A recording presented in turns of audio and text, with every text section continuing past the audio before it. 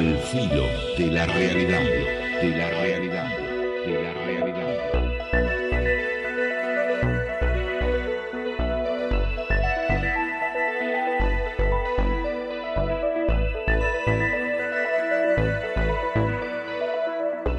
Hola, hola, hola gente, ¿cómo están ustedes? Soy Gustavo Fernández y aquí estamos haciendo nuevamente esto en podcast y video podcast que llamamos Al filo de la realidad junto a Manuel Giudice y Alberto Quique Marzo para compartir los temas que a ustedes y a nosotros nos apasionan: ovnis, parapsicología, civilizaciones desaparecidas, conspiraciones, enigmas y misterios del ser humano y el universo que lo rodea.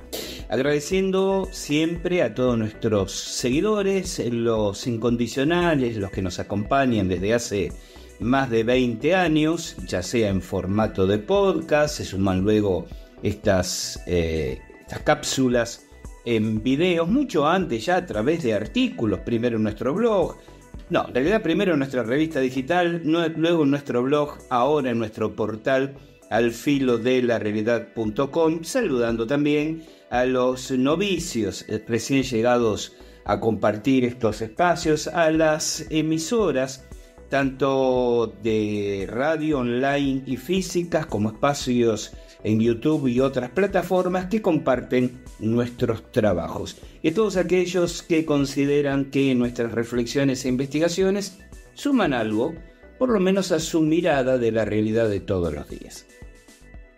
Hoy, tras haber regresado, lo comenté en algún artículo y en algún podcast anterior de un siempre apasionante regreso a España a realizar actividades de la mano de mis queridos amigos Adriana Peralta Pedeferri y Josep González, gente que además de excelentes coordinadores de actividades son familia en esa tierra, ¿no? Porque como siempre digo, me malcrían, me miman, me cuidan y se suman a mi insaciable curiosidad que me lleva a aprovechar los días libres entre actividades y actividades para curiosear ahí en el terreno donde uno se está desenvolviendo. Y como comentaba anteriormente, en este caso en particular estuve en Navarra, era inevitable conocer Pamplona y empezar a hacerme preguntas sobre una de las tradiciones que hacen internacionalmente más conocida a Pamplona, que son los encierros, los Sanfermines, como le llaman ellos. Ustedes saben, esta costumbre que tiene sus buenos años a cuestas, claro que sí, de soltar un grupo de toros, una decena más o menos de toros, de un corral en plena ciudad, bajan corriendo por la calle Mercaderes, doblan en la calle Estafeta y después de un recorrido de poco más de 800 metros terminan en la Plaza de Toros, ¿no? Y delante de los toros corriendo va la juventud, la muchachada, muchachos con pañuelos rojos en el cuello, solo armados de un periódico enrollado en sus manos para golpear a los animales, corriendo y evitando en lo posible las cornadas de estos. En algunos casos ha habido desenlaces trágicos que están registrados en la crónica periodística. Pero en un punto siempre me despertó, yo tengo que ser sincero, coherente y consistente con ustedes para hacerlo conmigo mismo, sin ánimo de ofender la manera de pensar de mis amigos españoles. Soy absolutamente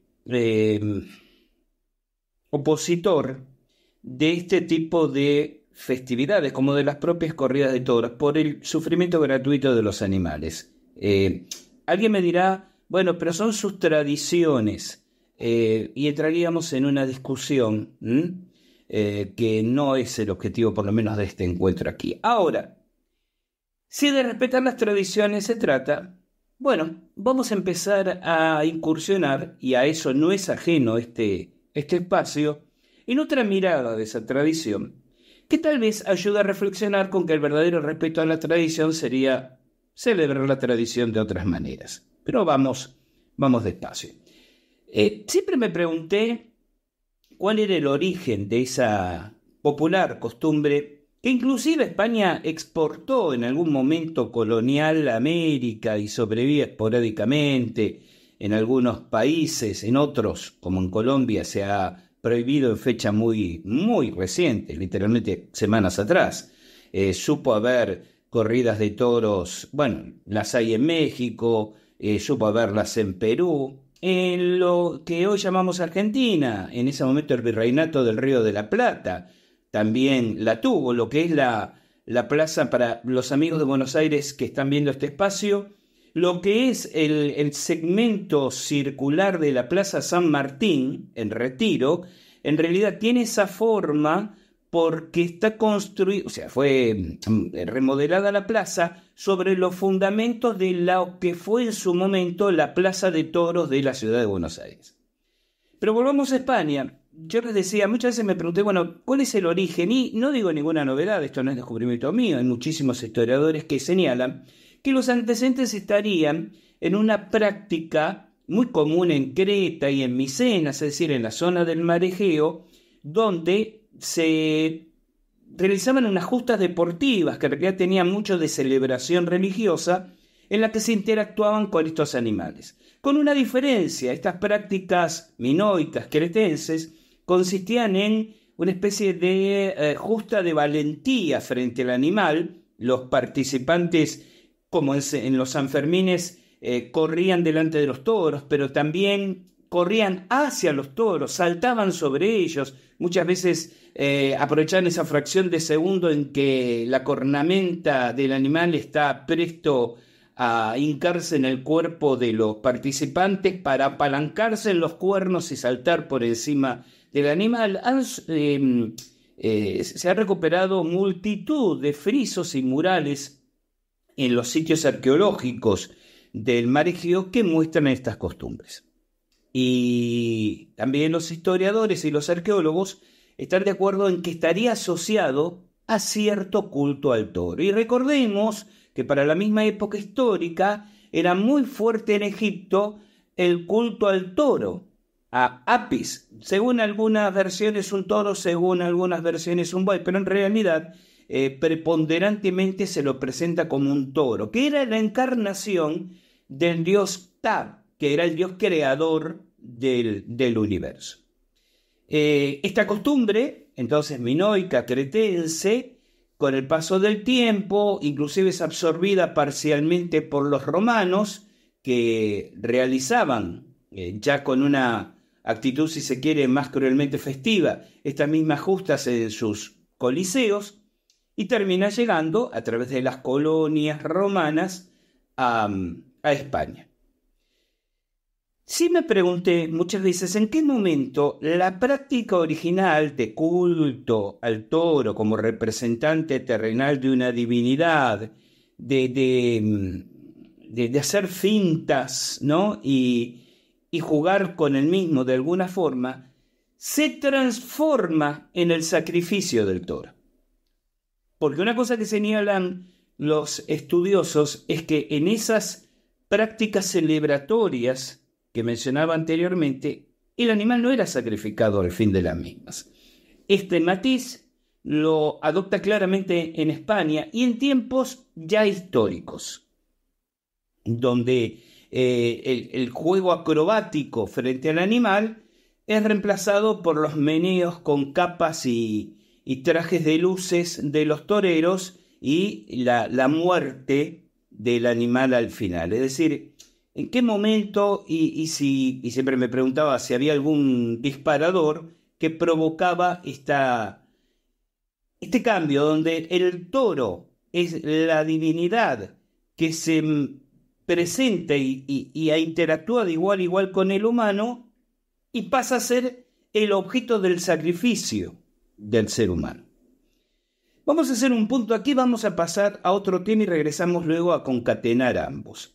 Y permítanme citar una anécdota personal. En el año 1981 fui uno de los organizadores en la ciudad de Buenos Aires de lo que fuera el primer Congreso Argentino de Astrología, un evento que reunió a 200 especialistas, tanto de Argentina como de países limítrofes, en esta disciplina, con un par de docenas de expositores durante 3 días. Uno o una de las expositoras fue la señora Norma Palma de Sindona, quien en ocasión presentó, de hecho fue la temática de su conferencia, su libro titulado Eras Astrológicas. ¿Qué son las eras astrológicas? Bueno, es un argumento que tampoco es propiedad intelectual de Palma, sino que ella lo desarrolla en ese libro, que dice que, voy a hacer una simplificación muy grosera y si algún astrólogo ve en algún momento esto, sepa disculpar mi llaneza, pero trato de hacerlo de una manera entendible, tanto en conceptos como en números. La teoría dice que cada 2000 años hay una era astrológica en la que ingresa a transitar el Sol y por supuesto la Tierra, y la naturaleza, si se quiere, espiritual de esa era astrológica se refleja en las prácticas dominantes religiosas de la humanidad. Por ejemplo, estamos entrando en la era de Acuario, o acabamos,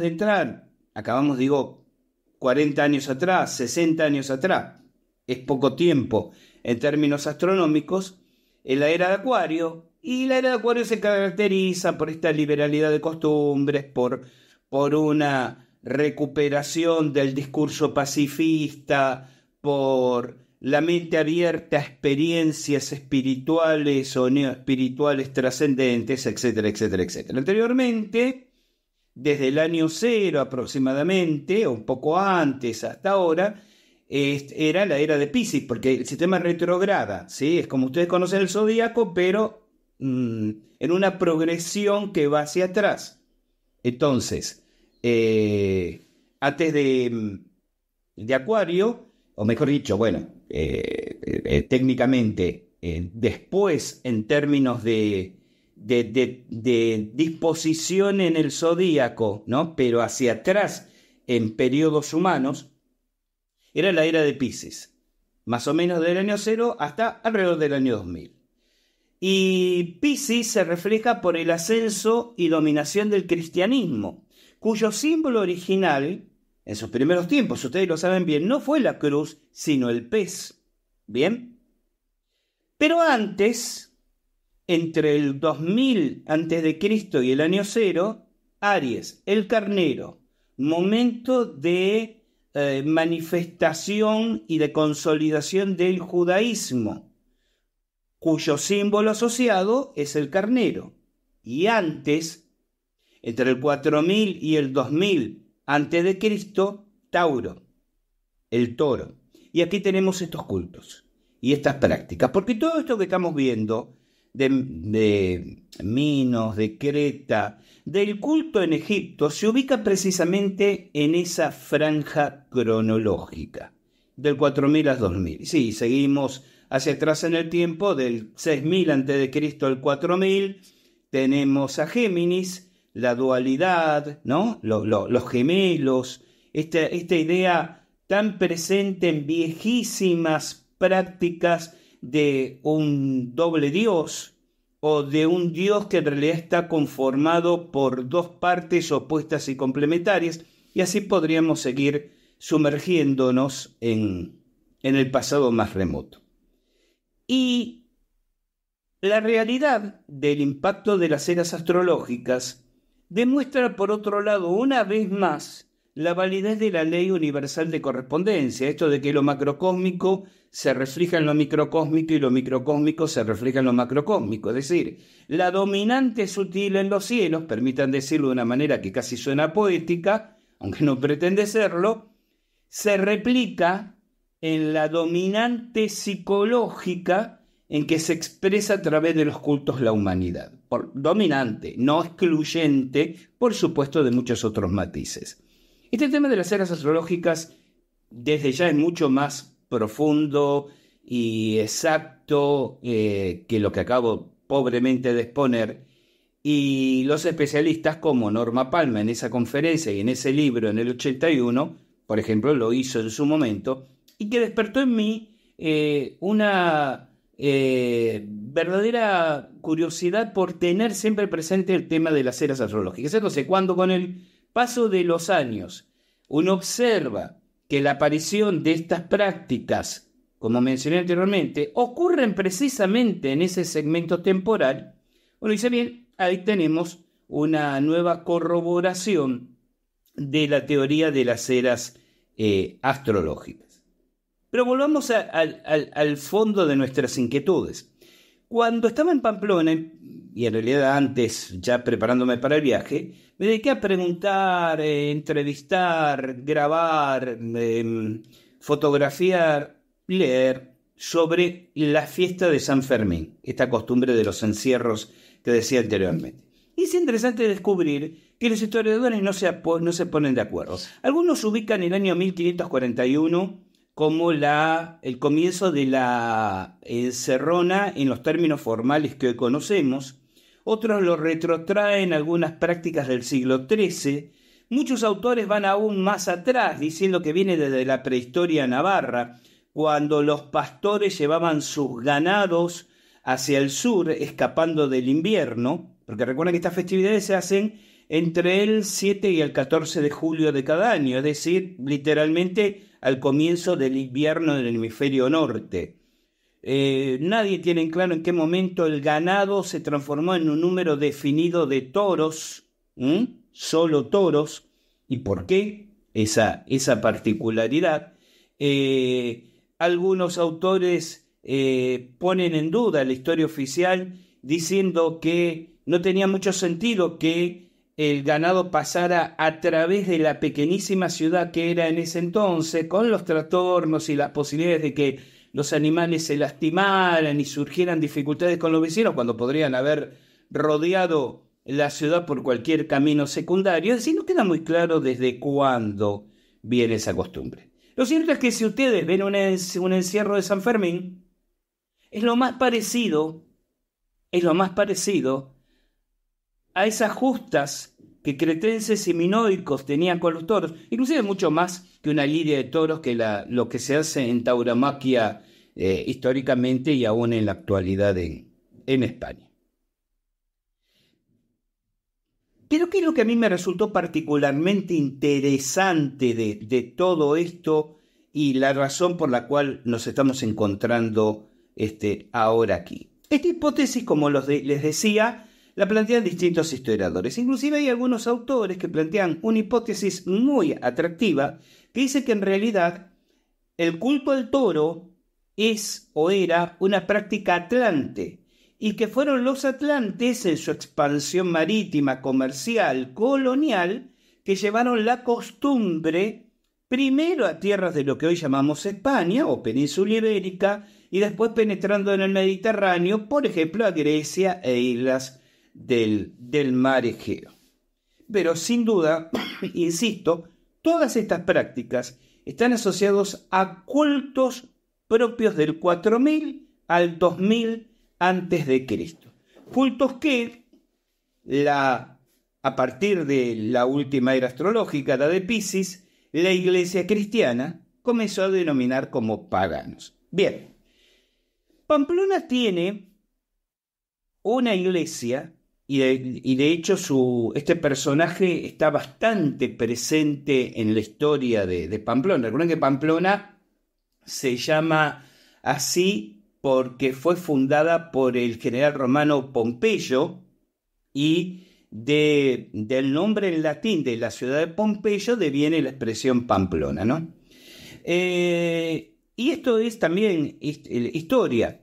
En el siglo III de nuestra era existía un sacerdote cristiano llamado Saturnino de Tolosa. Era obispo de la ciudad de Tolosa en el sur de Francia. Saturnino fue aparentemente el primero que bautiza cristianos en Pamplona. De hecho, al lado de la iglesia de San Saturnino, en Pamplona, y no muy lejos de la catedral sobre la cual voy a volver en otro encuentro porque está estallada de símbolos esotéricos y de conocimiento oculto fascinantes, uno encuentra en el empedrado de la calle una tapa de hierro, recordando que ahí había una fuente de agua surgente a la que se le atribuía digamos, de épocas ancestrales, propiedades sanadoras, este es otro tema sobre el cual también vamos a tener que volver a hablar. La relación de fuentes pretendidamente curativas con enclaves cristianos clavados como alfileres en los lugares de esas fuentes curativas. Algo que uno encuentra, por ejemplo, en muchos puntos de los caminos de Santiago, de los caminos, porque ustedes saben que son varios, ¿no? En realidad están casi, uno diría, uniendo fuentes curativas. Pero eso es tema de otro encuentro. Bueno, lo que quería compartirles es esto. Uno encuentra entonces esta tapa de hierro que dice aquí estaba la fuente donde Saturnino tomaba el agua para bautizar a los primeros cristianos. Déjenme salir de Pamplona, alejarme unos kilómetros a un rincón mágico que es el pueblo de Artajona. Para quienes han tenido la oportunidad de conocer Carcassonne en el sur de Francia, les diré que Artajona es un Carcassonne en miniatura y sin la expoliación turística que caracteriza a la ciudad condal francesa. Hay una área más moderna del pueblo, no tan moderna, también tienes un casco histórico medieval, pero sobre una colina hay lo que se conoce como el cerco de Artajona, que era el poblado original, reconstituido, recuperado, todavía se conserva. De hecho, hay personas que viven, hay familias que viven dentro de las murallas con sus torres que aún rodean ese lugar. Y en esa fortaleza, si lo queremos llamar así, hay una iglesia gótica, una iglesia medieval, dedicada a San Saturnino. Lo interesante de esa iglesia es que el pórtico presental habla de la vida de Saturnino. Muestra, por ejemplo, cómo Saturnino libera con un exorcismo a la hija del gobernador romano de Tolosa, que se llamaba Antonio. Muestra distintos aspectos hasta su muerte como mártir. ¿Cómo muere Saturnino? Parece que está un día en Tolosa, recuerden que él era obispo de Tolosa, y un grupo de paganos lo enfrenta y le demanda que sacrifique un toro al dios Marte. Saturnino se niega y entonces en castigo estos paganos lo atan a un toro vivo, picanean el toro y el toro empieza a correr enloquecido por las calles empedradas de Tolosa, termina descuartizando al santo, ¿no? Esta es la manera en que muere. En este pórtico, cuyas imágenes acompañan el video, cuando menos, que estamos compartiendo para quienes ven esto en video, aparece San Saturnino en su mejor momento como obispo pisando un toro. Ustedes podrán decir, bueno, la referencia de pisar al toro tiene que ver con la forma en que murió. No, porque cuando una imagen en la geografía cristiana pisa algo, en realidad eso que pisa representa el mal. La Virgen María pisando la serpiente, o la Virgen María pisando la media luna, es el ejemplo más conocido. San Saturnino aparece pisando un toro, y en realidad yo creo que la forma en que lo asesinan en Tolosa es una venganza por algo que él hizo vinculado al toro. Y si volvemos a ese pórtico que nos muestra a San Saturnino pisando un toro, es simplísima la interpretación. Saturnino combatió, demonizó, trató de exterminar el culto al toro. Por eso, quienes tenían cuentas pendientes con él, envían un mensaje matándolo o haciéndolo morir a través de la acción de un toro. Insisto en este punto. Si se quisiera representar a Saturnino combatiendo al concepto habitual del diablo, lo harían pisando una serpiente, como era muy común en la Edad Media, pisando un dragón. Al lado de la imagen de Saturnino está la imagen de la jovencita que él exorciza. ¿Y qué es lo que expulsa por la boca esa jovencita? Un dragón, precisamente. Pero no, Saturnino pisa un toro. Yo estoy convencido de que representa el combate personal que Saturnino hizo o tuvo con los cultores del, perdón la redundancia, del culto al toro. Y es en ese momento en que me pregunto, ¿será esta la ventana cronológica en la cual la iglesia, sabemos muy bien que la iglesia cristiana, donde no ha podido exterminar cultos y costumbres, terminó absorbiéndolas y modificándolas para que en el ideario colectivo se confundiera con sus propios intereses? Recuerden Coatlicue, en México, absorbida por la Virgen de Guadalupe. Es uno de tantos ejemplos que podríamos ofrecer.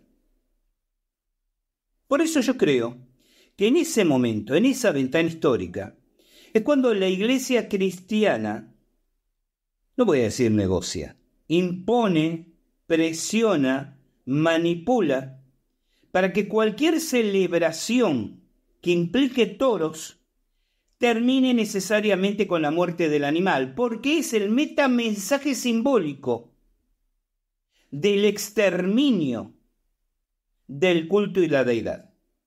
El toro deja de ser divino, porque en el caso de las lidias, de las corridas de toros, semana a semana muere y vuelve a morir por la mano del hombre.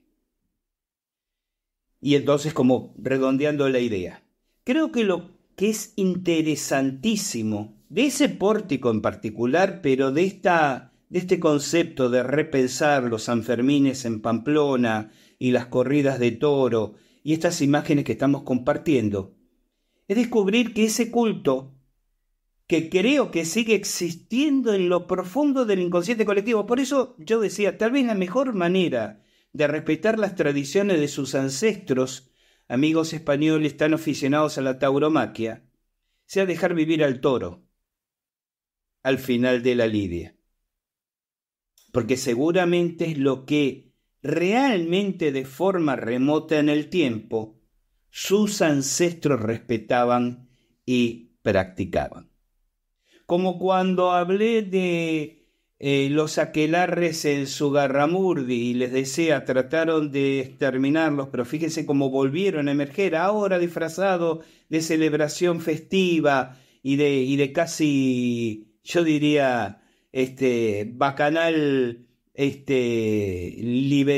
liberal, ¿no? Liberado, pero está ahí presente la fuerza del inconsciente colectivo que se niega a morir y termina rebrotando, adaptando las manifestaciones a los contextos y a los tiempos.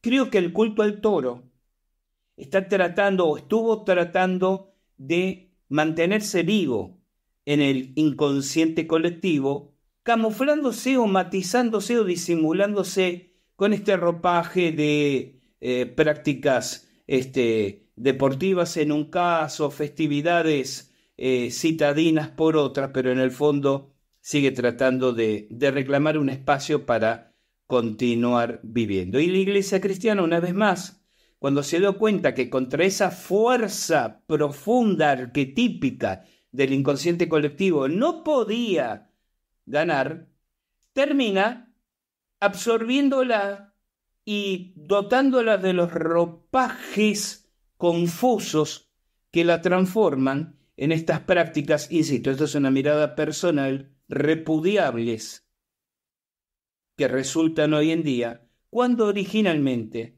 tenían un significado y una naturaleza completamente distinta.